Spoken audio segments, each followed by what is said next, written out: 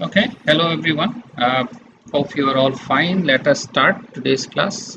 My objective today is actually to look into the exchange rate. We all know exchange rate is basically price of one currency in terms of another currency. So if I say what is the exchange rate of Dhaka, we either say we have 85 Dhaka equal to $1 or 1 Dhaka equal to 1 over $85. So whatever way you want to say it. So in a way, it's the price of money uh, in your currency in terms of another currency, more or less since dollar is used as a global currency. So we use it in terms of dollar. Uh, for business students, the issue that should be clear in our mind is that these particular exchange rate has a consequence on your business decision, particularly when you are importing, exporting, when you are trying to invest in another country.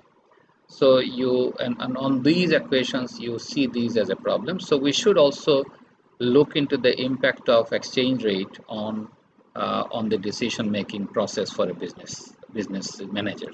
So let's go to the window. Let me open up this window for you. Uh, can you see this page? This is basically the PowerPoint page. Okay, good. So let me go back to the PowerPoint and so let's look into this diagram. And what we're looking at in terms of ex exchange rate, someone else has come. Okay, Nazneen has come.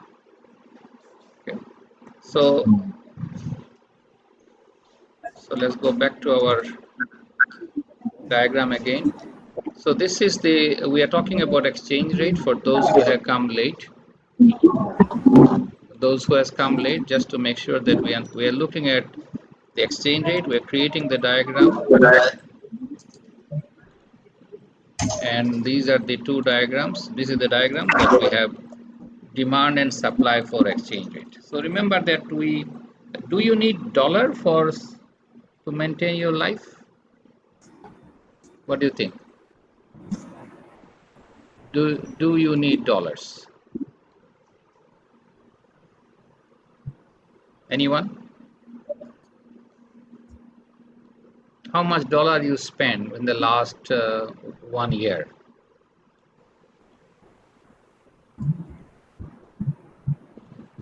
No? Hmm?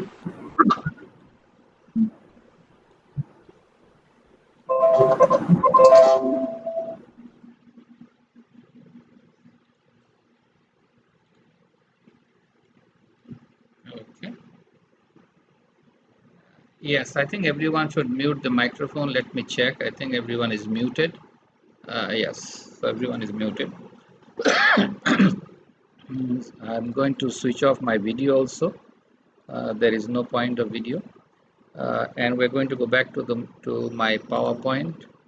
Uh, so right now we have what I have just drawn, that for a currency, uh, you think I think I made a mistake here. It should be Bangladesh BDT, and there is a demand for dollar. So this is BDT, and this is a currency. So let's say this currency is USD. This is currency, not currency. So this is the USD currency. And question is, do people demand dollar? And what would be your response? Do people demand dollar?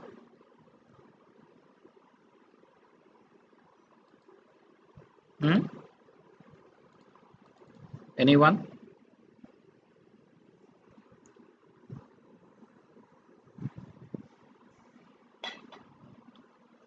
No one. No one want. Do you need dollar to survive? What do you think? Do you need dollar to survive? Mehdi Hassan. Uh, Somebody has given a response. Let me put up to here so that I can see the responses. So International exchange issues, dollar is a must. Uh, Bangladesh, in Bangladesh, dollar may not be mandated. I agree. So this is your response is there. But so let me go back and say, okay, we understand that we need dollar, but do I need dollar? Do the economy need dollar? Which one? The answer is that in economy, because of our export import, we need dollar. But as an individual, I don't need to use dollar for my day-to-day operations. In other words, I don't need it. So if I list the people who need dollar, and if that is my objective, then I can list some people who demand dollars. So I want some of you to use your microphone to talk. So think about it. Who would demand dollar? Okay, in other words, some people need dollar. So one obvious group is importers. So importers need dollars. Anybody else? Travelers need dollar, and you can divide travelers into for education. You can divide dollars. Okay, Nazdin, I will come back on this one. You can divide uh, education. You can divide pilgrimage. Uh,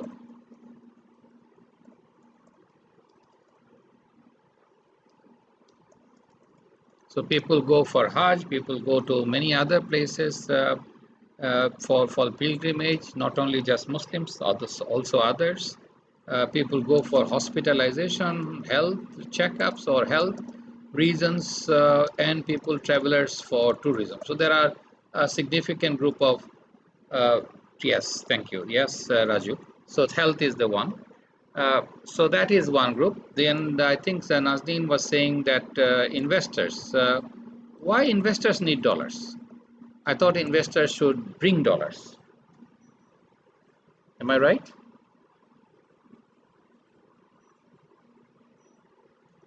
Or we can say investor from Bangladesh if you want to invest in another country. So if I want to invest in another country as a Bangladeshi business house, then I need dollars. Okay, otherwise I don't need dollars because this I don't need dollars to do this. Who else need dollars? Anybody else? I can see your as you write, I can see them. So now the system is perfect. Anybody else? Who else need dollars?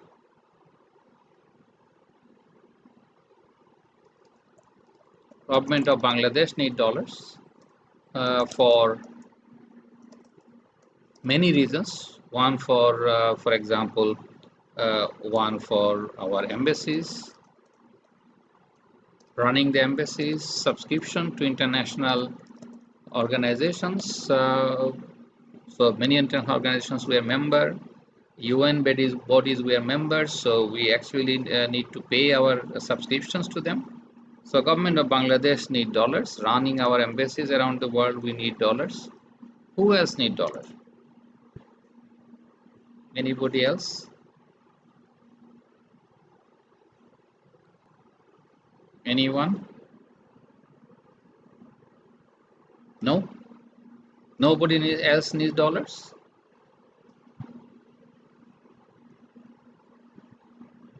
You are all business students so and practicing people. So can anyone tell me who else need dollars? No other candidates or no other reason for which we need dollar? That is okay, Kanchan, I'm coming. Yes, okay, I can see that online. These are basically here within the importer. So either I'm an importer, direct importer, or I purchase online. Uh, okay, online shopping from abroad. We need dollars, so that is perfect. Uh, Okay, banks and exchange. I will come back just a second. Let me finish this one. So foreign investors need dollars. If you think about it, when I say foreign investors, they want to send profit back because they are not here. Uh, Profit to home countries. So they are coming for making profit. So they need dollars because eventually, if they make profit, they will send them back. And I'm just looking at your LC is actually importer. So remember that I'm just looking at this two issues. Let me look into the Kanchan's bank, and Tanvir has said that in order we need dollars means people need dollars uh, because of the exchange. Answer is they don't need dollars. They actually are the middlemen for all these people. So if I'm an importer, I go to exchange and buy dollar. So they are basically the middlemen. Banks are also the middlemen. So they really don't need dollar. They actually collect dollars, but they are the proxy of my importer. Importer need dollars, so they actually know the importer will come, so they buy dollar so that they can sell it. So they are the businessmen in dollar. They do not actually buy, demand dollars. They actually demand dollar on behalf of all of them. Okay, so this is any other group need dollars? Another group need dollars. Corrupt persons. Now it could be government officials, it could be politicians. So these are the people need dollars. Foreign remittance is dollars sending back, not dollars. This is the demand. We're looking at the demand for dollars in Bangladesh. So that's what we're trying to see the list. So we're looking for demand for dollars. So corrupt persons, this could be anyone. This could be government, non-government, anyone. Many people send money. So corruption creates a demand for dollar. And this corruption could be from, as I said, multinational companies. I think it's already there for an investors. These are all. So it could be government officials need dollars. It could be politicians who are corrupt. They need dollars. Money exchanger do not need dollar cash Kanchan because they actually are the buying for all these people. So they do not actually demand anything extra. So politicians need dollar. Businesses who do not want to pay taxes. So business owners around the world, uh, they also who are again corrupt. So corrupt government officials, corrupt politicians, corrupt business owners. Even I would go far and say, look, corrupt NGO or NGOs, they also need dollars because this is how they actually transfer money from one account to the other, and a lot of them are doing it in Bangladesh. So I would say, look, there are a lot of them doing it. Anybody else need dollar? So let me erase this from this one and bring it to this box so that, yeah, so this is a better box. Okay, uh, subscription should go back. Subscription should go back. So this one,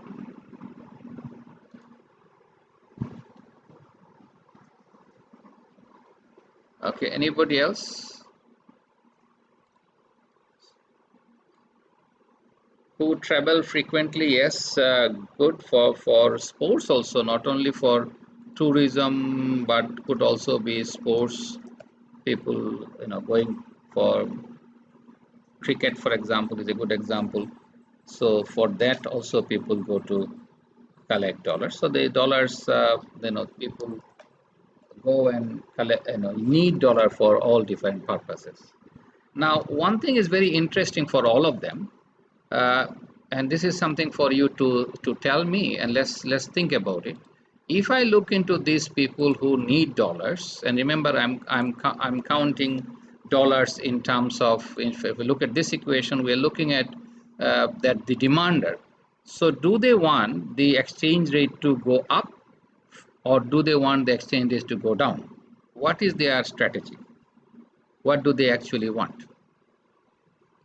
So should it be from 95 to uh, 95 to 50, or do they want 95 to 85 to 100?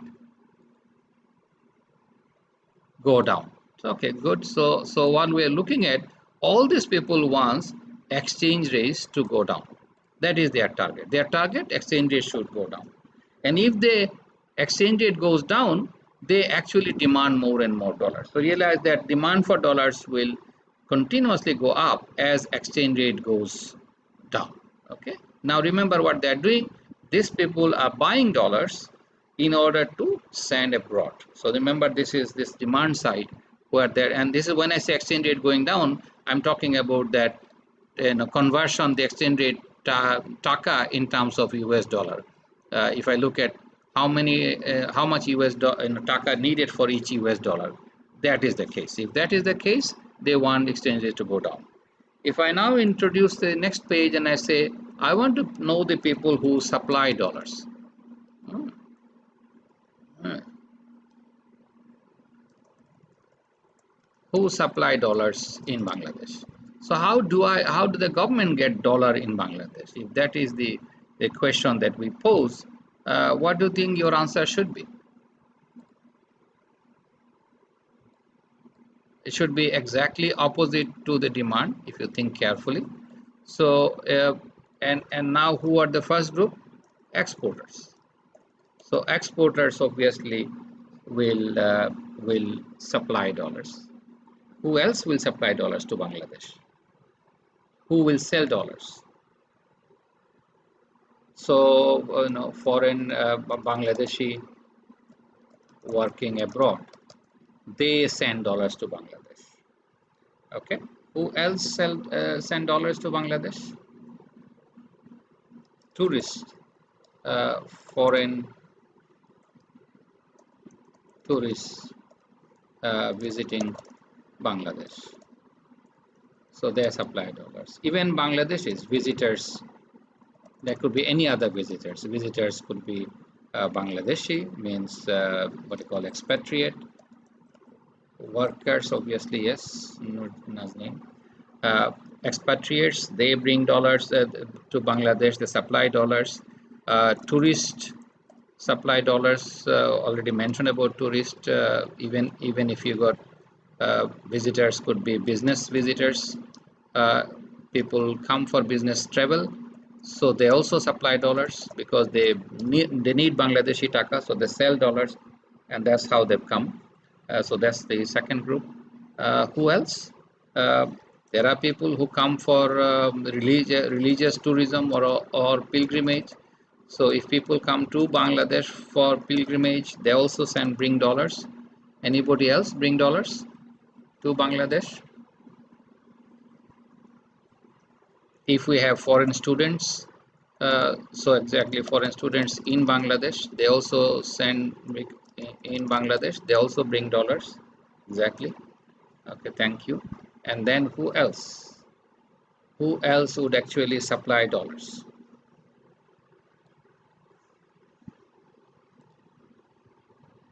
Freelancer, exactly. So there are, so this would be part of the Bangladeshi working group abroad, or that could be freelancer. So right in that group.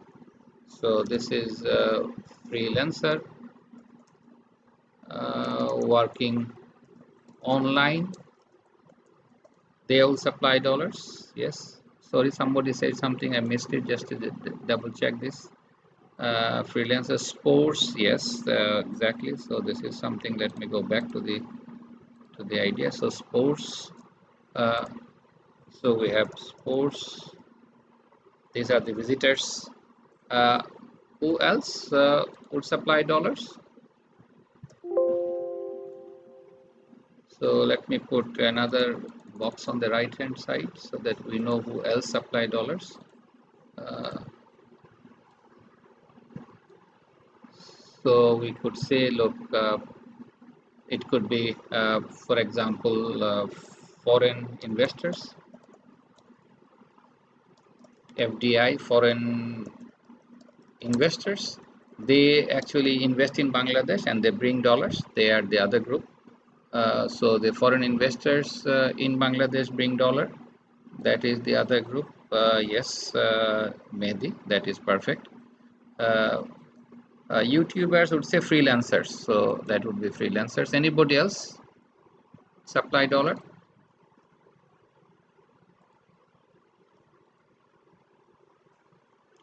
Think through. Who else bring dollars to Bangladesh?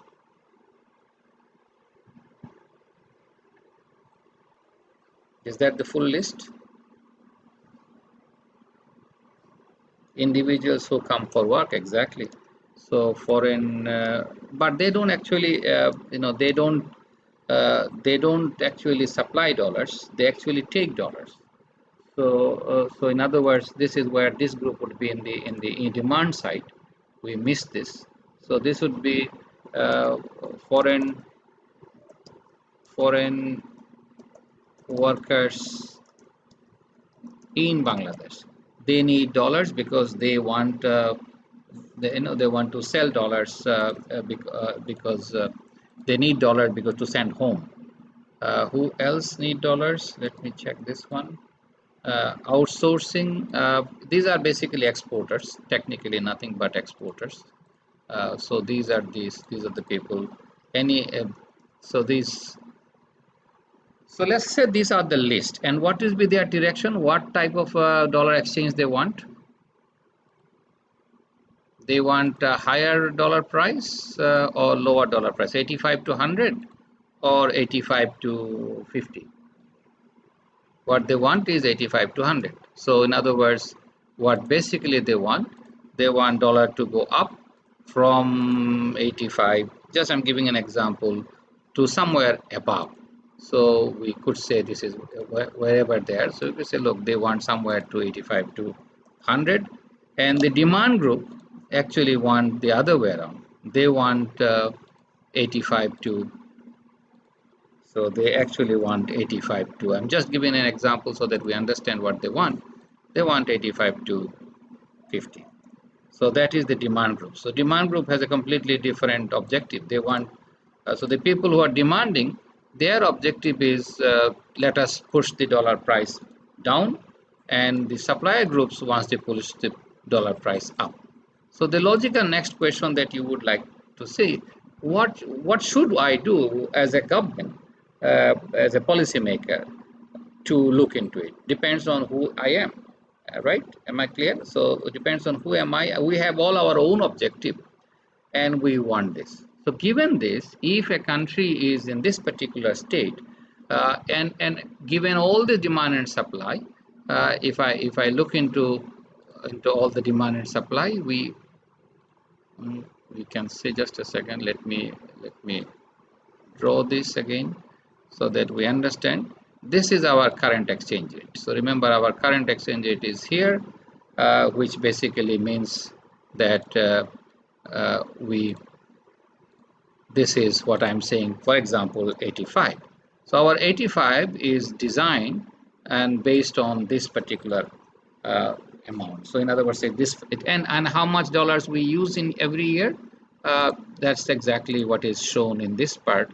Whatever is the number, I'm not worried about the numbers at the moment. So this is the amount of dollars we actually use every year in order to buy goods and services. So this is the dollar amount. So whatever dollar amount is there, we need this much dollar to run the economy at 85.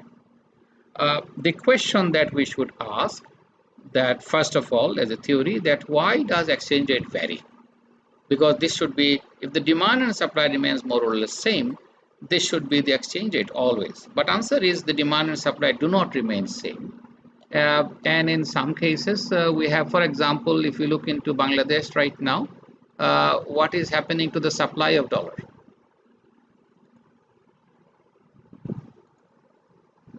Going up or going down?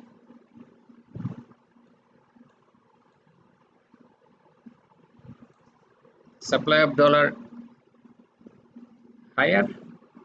So are the supply, so if I want to look into the supply function, uh, and say, okay, what is happening to the supply of dollar? Currently, if you look into this, the currently dollar supply is going down because just much money is coming from abroad. In other words, remittance is down. So remember that our export is down. So our supply function has,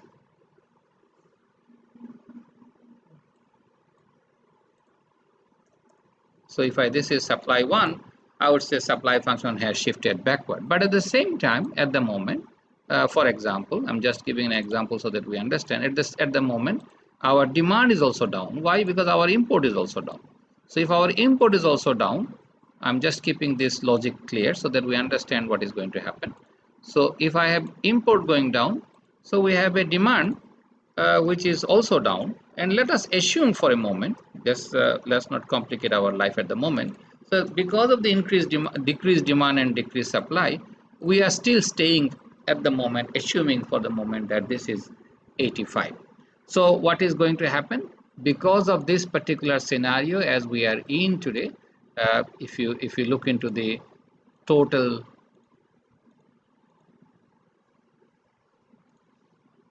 dollar needs, the dollar need has also gone down, and that's our new dollar needs. So if I look into the new dollar needs, I would say this is how much dollar I I need. So I need $1, which is basically this is the amount of dollar we need. So remember, this is subscript, so I'm not worried about that subscript or superscript at the moment.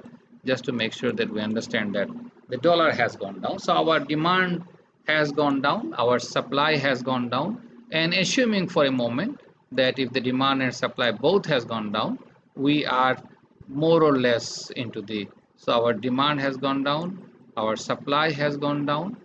Let's bring the supply again. So if I look into the supply function, so supply has gone down, and for a moment we are assuming that our dollar need has come down, but at the same time dollar exchange rate for a moment is exactly same. It may not be, but I'm just giving you example to think about. What we are saying that the demand and supply fixes the whole what you call equilibrium, and this is known as flexible exchange rate regime. So we have a system of flexible exchange rate system. So what is flexible exchange rate? Under the flexible exchange rate, we actually use the demand and supply and fix the exchange rate of an economy. Now it may not stay exactly same. It goes up. Realize that demand people will, so those who demand dollars, they will be hurt, and if it goes down, those who will be supplying dollars, they will be hurt. But at the same time, if it goes up, suppliers are happy. If it goes down, demand. No, if it goes up, demand people are unhappy. So if I'm looking at the happiness and unhappiness, look at the happiness group. Let's assume that it goes up. So let us for a moment assume that it goes up.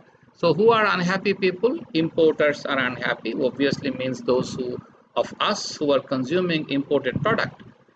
We are also equally unhappy because it looks like our imported product price will go up from this particular diagram.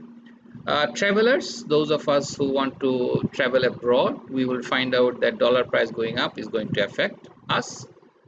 Investors, particularly from Bangladesh, who want to relocate themselves to India to invest, or to Ethiopia. I have seen investors going to Ethiopia.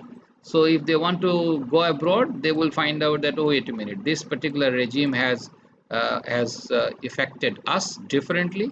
In other words, our demand has changed, and we are losing money because we have to send more dollars in order to spend more taka to send same amount of dollar. So they do not like the price to go up.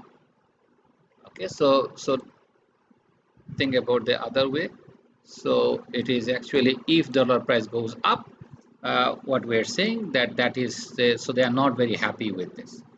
Investors from Bangladesh, government of Bangladesh also realizes that if dollar price goes up, my cost of running embassies, subscription cost in Taka will go up. Foreign investors who want to send profit, now they realize that they make same amount of profit in Bangladeshi Taka, doing business in Bangladesh, but they send less dollar. So they are not interested for this. To corrupt people also find it difficult because now the same corruption money becomes smaller dollar amount. So these are the unhappy group. Let's look at the happy group. So dollar price goes up, exporters are happy because for them I get the same dollar for my same product, but my taka amount goes up. So that is one. Bangladeshi working abroad who are in Middle East, for example, a lot of them, they would say, look, I had a contract with $500 or $2,500 per month, and I get the same dollar, but my family in Bangladesh, when I send, they get more money. So they are happy. Freelancers working from Bangladesh, they also become happy. So they realize that, okay, my productivity has gone up, I earn more money. So these are the happy groups. Foreign tourists, Bangladesh become comparatively cheaper to visit. So they said, okay, I can use the same amount of money to go to a country like Bangladesh if it is cheaper. Visitors realize that most of the other group will be happy to visit Bangladesh. Foreign investors are also happy because same amount of money they send becomes larger amount. So when these people are happy versus these people are unhappy, question is how do I manage it? So one regime that I mentioned is known as flexible uh, exchange rate. There is a second regime which is known as, and let me change this one, I said, which is known as fixed exchange rate regime. So we can also say, no, dollar is not demand by demand and supply. We actually fix it. So I'm just fixing this line so that we understand that what is going to happen. Uh, so this is the exchange rate that we're talking about. And we realize all of a sudden, for example, because of the dollar, let's say we want to bring more medicine, so comparatively, we want more demand. So let's assume for a moment, demand has gone up. So this is the demand, but we don't want dollar price to go up because we do not feel that price should go up, or the government decided not to increase the dollar price. So in that case, if you go back, so remember the demand has gone up. This is now here, and what is happening? We end up spending more dollars. So realize that our dollar need goes up, significantly goes up. Why our dollar need goes up? Because we are keeping the same exchange rate. And because of the same exchange rate, the demand has gone up. So we need, on the other hand, this is the supply. So the question is, if the supply is less and demand is higher, technically what is happening, there is an imbalance between demand and supply. This is the amount. And if this is imbalanced, that basically means some people will not find this because this is the dollar available, whereas this is the demand. And this could lead to two scenarios. One is obviously that there is a smuggling. So that's exactly when you find out that foreign exchange rate, there is a two exchange rate in certain countries. Bangladesh used to have it, which is one is the official exchange rate that you get. Another one is this what they call hundi exchange rate. So if the hundi exchange rate is higher, that basically means there is an opportunity because demand is higher, supply is less.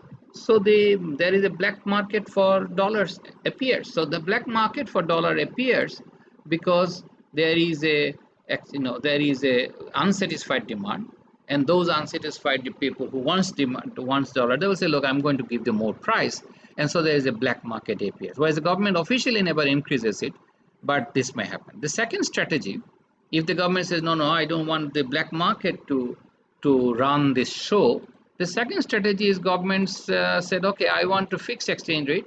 So what I really want, I want to increase the supply. So I increase the supply of dollars. So how do I increase the supply of dollar?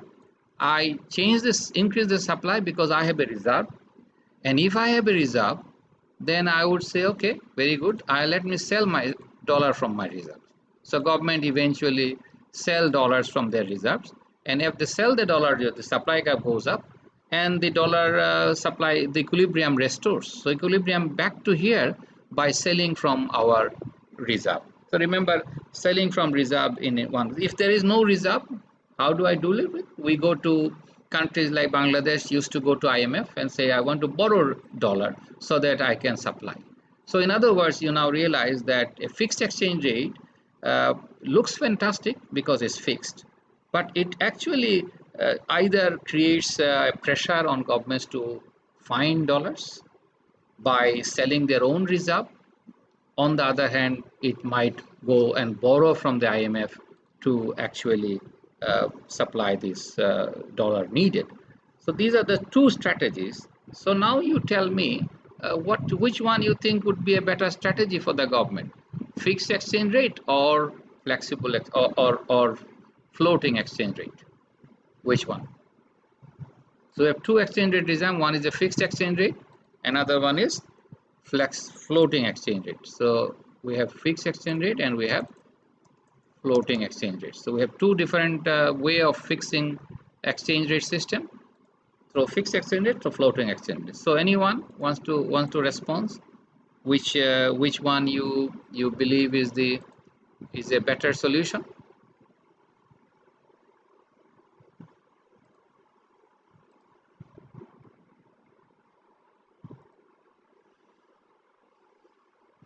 No, no one wants to answer.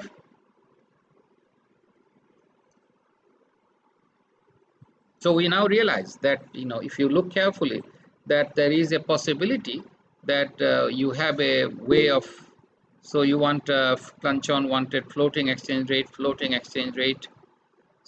Okay, but unfortunately, what if you start looking at the Bangladesh policy, and let me go back to my diagram. If you start looking at the Bangladesh policy, until 1993, we were using fixed exchange rate, and because of that, not so three. So until 2003, we were using fixed exchange rate, and the result was because we didn't have a big surplus, so or dollar reserve in the central bank, so we used to borrow from IMF quite a lot. And IMF always had an office right inside Bangladesh Bank and said, look, I know you would need dollars, so I need an office also. So in other words, they were sitting inside Bangladesh Bank and dictating everything. And this was all happening because of floating exchange. At the same time, IMF was also pushing Bangladesh to go to floating exchange rate. Remember? So they were saying, look, one of the reasons why people need more dollar, because you have kept the dollar price low, and because you have kept the dollar price low, whereas the equilibrium price, just look at this diagram. So the equilibrium price should have been here. This should have been equilibrium price. And under this equilibrium price, you now realize that your demand would be actually shifting back to here. So this would be your demand, not this much. Your demand is shifting backward. So if that is your demand, you would have borrowed less money from me if you have allowed the exchange rate to go up. So Bangladesh government often used to, it's not that they always, but often used to revision these, for example, to let's say to 90, and this used to be in the 50s. So they used to revise the exchange rate occasionally. So after a few months, they would say, let us revise it. Whereas IMF have been always pushing that this has to be more or less based on the market, and that will give you the major reasons for saving this whole borrowing from IMF and other sources. Uh, One of the reasons that governments, successive governments from say 1971, were reluctant, because when you look at our import bundle, remember the reason we import dollars, and let's go back to the importers. If you look at the importers, in the demand for dollars, our demand is higher than our supply. Uh, Many initially it was because direct importer, so not director, direct importer. So we were, because this import of food, import of fuel was our major. So one of the reasons why we were a little bit reluctant in terms of going into flexible exchange rate for many years was because we were importing food, and we were importing fuel, petrol. So given these two major import in our import bundle, and third one is importing machineries. So we were looking at all this import and said, okay, since these are our major import, we should rather not worry about exchange rate going up, because if exchange rate goes up, our cost of import will go up, so cost of living will go up. That was the original, in the initially period, this was probably true. However, If I go back, this is no longer true as we were moving into becoming after 80s. What we have done, we have become a major exporter. So once we started exporting, once we started remittance becoming a major source of our income, uh, this was not true. On the other hand, what is happening, because we are not using a 90, for example, as an exchange rate, we're using 85. People who are sending remittance, they were sending from the through the hundi illegally. So government of Bangladesh did not capture all the remittance they wanted, so our reserve was also very low. So finally it was in 2003 when the government finally accepted that we will use the floating exchange rates regime. In other words, if the demand and supply shifts, obviously what will happen, that we will change the exchange rate to that particular case. In other words, with changes in the demand and supply, we will fix the new exchange rate, nothing more than that. And that is the floating exchange rate that we are currently using. Now the question is, uh, if you start looking at this regime, and this is something I want you to look into, if I'm an investor in Bangladesh, if I'm working for a foreign company, my objective would be here. I would say, look, if I'm already working, I want the dollar price to go down because that's my objective. That's what I want. That way I benefit. So obviously you realize different group has different vested interest in the exchange rate. If I'm a, if I'm a, and the one group that I want you to look carefully, and I think I always mention this with, uh, so that you understand, there are groups who are interested in actually, and this is the group that I want you to look carefully. So if I look into this group,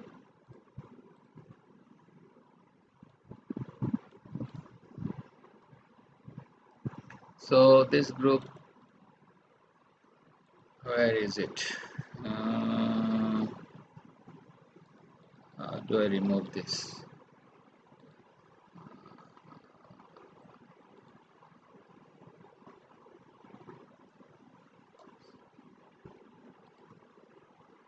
Just a second. So if you look into this particular group, oh, come on, there's nothing I can draw. Just a second, I should be able to. Okay. So if I look into this group, what is their group? Their primary objective. Corrupt government officials, they want dollar price to go down. Corrupt politicians, they also want dollar price to go down. Business, owners who are corrupt, they also dollar price to go down. NGOs also want dollar price to go down. So those who are corrupt, not everyone. Point that I am trying to raise, somehow in Bangladesh, this group were very powerful, and they always wanted dollar price to go down instead of dollar price to go up. On the other hand, if I look into the supply side, look into the supply side. If I look into the supply side, the group who are interested dollar price, who will benefit out of dollar price going up, are the groups like exporters. That's one group. Another group are foreign workers in Bangladesh. This is another group who wants dollar price to go up. Freelance workers, this is the second, another group wants. So if I look into this group, you realize that even foreign investors would be, if you want more investment in the economy, you realize dollar price going up is not a bad strategy. Your dollar price going up is going to help your investment to go up. If I look into the need of Bangladesh, what you now see, the need of Bangladesh is actually to increase our remittance, increase our export, bring more foreign investment into the Bangladesh. From, if I look into these, and even freelancer, this is a large group. If we do not allow this to happen, many freelancers would actually relocate themselves into somewhere else.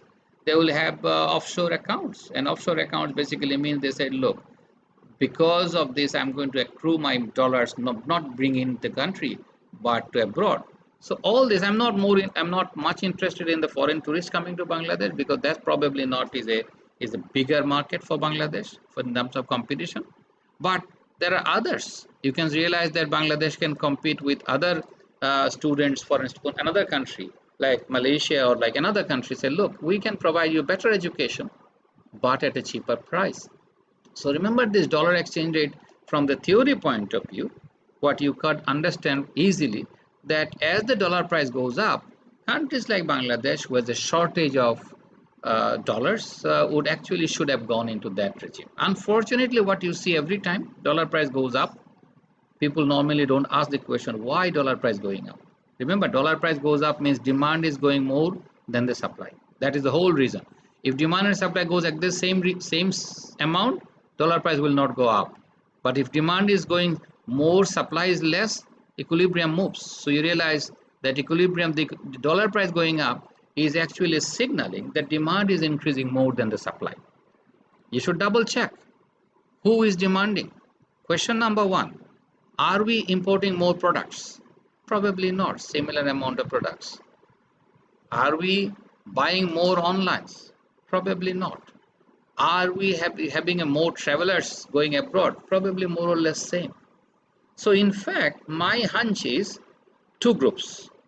Well, in fact, now in one group, which is the group that is circled, that yes, dollar demand is going up because somebody is paying a government officials in Canada to his family and said, look, I have to send dollars to his home because he cannot receive dollar in Dhaka in Bangladesh. I don't want to give him in Bangladesh, so I want to send it abroad. For our politicians, Swiss banks accounts, so it's okay, I want to pay him there. So now realize when dollar price goes up and if demand goes up in a country without significant increase in import, without significant increase in any of these factors, it has to be from corruption. And to me, that is the point we should always look into it. However, that is not your issue. What I want to bring in is something else. And this is, let me bring one more page. So if you now look into this whole issue, remember demand is, so remember the question is, as exchange rate goes up, that is the scenario, at exchange rate goes up, we realize that there will be more supply of dollars into Bangladesh. That is probably, that is true. And if that happens, what will happen if exchanges, people who are sending remittance, they so remittance will be channeled through banks or through legal channels, I would say, through legal channels. So you realize that as you allow the exchange rate to go up, more and more remittance will come through the legal channel, which means Bangladesh will have more dollars coming in. Investors will like Bangladesh. Foreign investors I'm talking about. They will say, look, this is, you go to Bangladesh because the rate is actually better, right? Obviously, and if this happens, beneficiaries are Bangladesh. So in a way, and that happens. So as we start getting more exchange, what will happen? You will find out our foreign reserves goes up. And that's exactly happened. From 2003, we had a deficit in reserves. By 2006, December, we had our first surplus. So remember when we started in floating exchange rate, and again, it was a lot of people are very skeptical. But if you look into this, in 2003, when we started our fluctuation, it only took 3 years for us to get a surplus in reserve. In other words, our foreign exchange reserves, started going up. And from then on, we have been always increasing our foreign exchange reserves. Now, how does this benefit an economy? So remember, so we look at implication for higher exchange rate in Bangladesh. And remember this, we were rising from 59 taka per dollar. So this is what is going on. So we are going from 59 taka to up, and that has yielded this one. Now, interestingly, something else happens. As foreign exchange reserve goes up, two things happens, and that's the consequence of higher foreign reserve. So going up. So one of the consequences, investors will find Bangladesh more reliable. Reliable, why? Because we realize that if a country has a shortage of foreign exchange, then that country will not allow you to repatriate your profit easily. They will create rules and regulations because you have a shortage.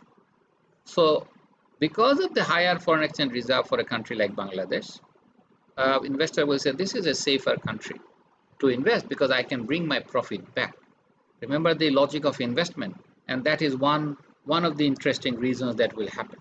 That not only that, Bangladeshi companies can access cheaper, what do you call, cheaper credit market abroad.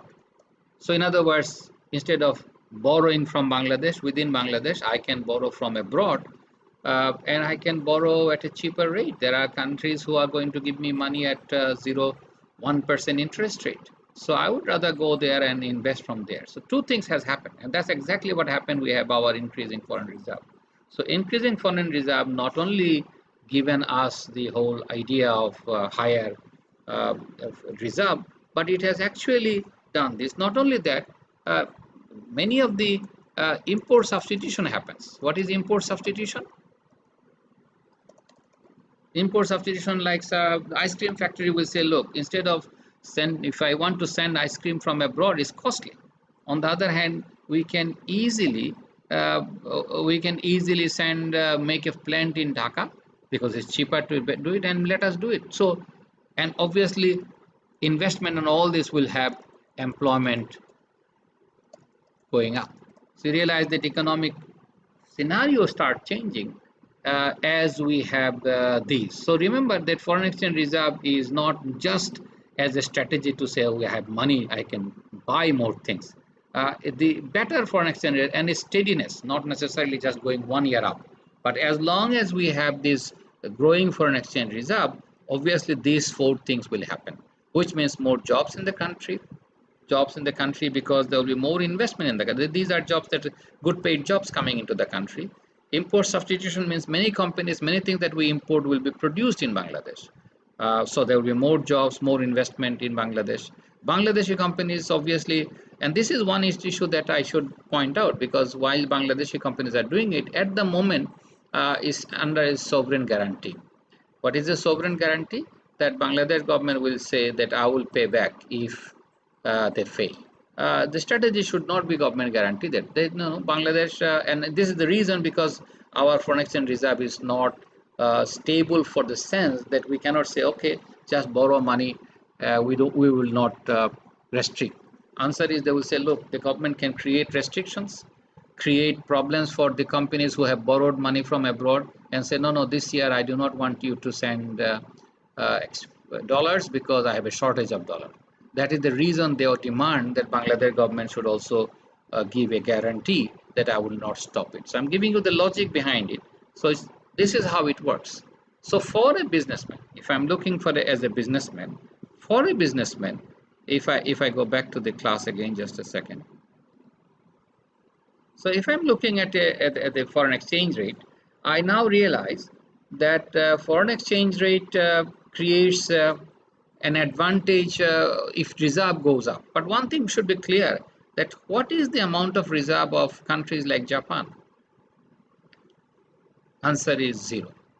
But how much foreign exchange reserve China has? Answer is trillions. So I'm giving you the difference between why Japan has zero and why China has need trillions. Answer is the countries whose currencies are hard currency, whose economic system is more control, no, without stricter control of the governments. You can trust that economy, and that is the whole reason with hard currency governments like UK, France, they don't have any reserve. But countries like China or Bangladesh or India, they need reserve. So remember, reserve is not for us to sell out. Remember why I'm saying sell out? Because we're selling reserves to keep the foreign exchange rate lower. Answer is if it goes up, if demand is going up for no reason, if the demand is for dollars goes up because of corruption, then we should allow the foreign exchange rate to go up. In other words, taka value go down. Uh, for $1, we will have more taka needed, and that is a strategy that we should have adopted. So I'm giving you this, and for investors' point of view, business point of view, it actually means that if I'm investing in a country like Bangladesh, and if it has good foreign exchange reserve, I feel safe. I feel safe to invest in that country. So if I'm a business executive and I'm saying, look, I want to go to invest in this country, your foreign exchange reserve, particularly if you are not a hard currency country, you should look into the foreign exchange reserve. You should look into the trend in foreign exchange reserve. Is it going up or is it not going down? Is it going down? If it is going up and probably managed properly, that means you feel safer to go into that country. On the other hand, if it is not, then you should be careful. So you should not get carried away with many advantages the government give for investing in a country. You should look into the exchange rate regime and say, what are they doing? Are they maintaining a good reserve position all the time? If they cannot, if the reserve goes up and down significantly, then you will be at risk by investing in that particular country. Okay. I think I stopped. Yeah, I think I stopped it. Uh, so let me get the feedback from you. I will upload this. I think I have a record of it. Let me check. I believe I have a record of it. Yes, I have a record of it. So I will upload it, give a link. It's be unlisted. I will just give you a link only for you. So remember this, it's not for distribution. Uh, and probably this is our last class. Let me come back and try to get this idea. Uh, and I think we can discuss now. So let us stop the class for a moment.